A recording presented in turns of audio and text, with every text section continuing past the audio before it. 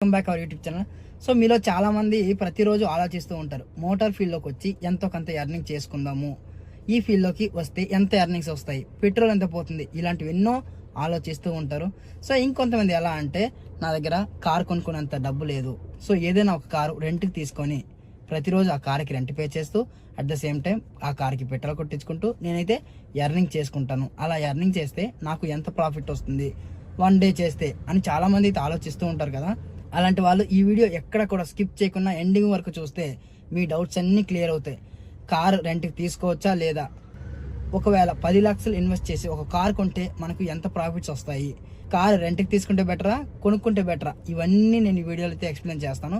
ఇంకోటి ఏంటంటే, కార్ రెంట్కి తీసుకుంటే మనకు ప్రాఫిట్స్ వస్తాయా లేక మన పాకెట్ నుంచే రిటర్న్ అయితే అమౌంట్ పే చేయాలా, సో ఇలాంటివి ఎన్నో డౌట్లు అయితే ఉంటాయి కదా. ఆ డౌట్స్ అన్నిటికీ కూడా నేను క్లారిటీ అయితే ఇస్తాను. సో ఇంకా ఆలస్యం చేయకుండా టాపిక్లోకి అయితే వెళ్ళిపోదాము.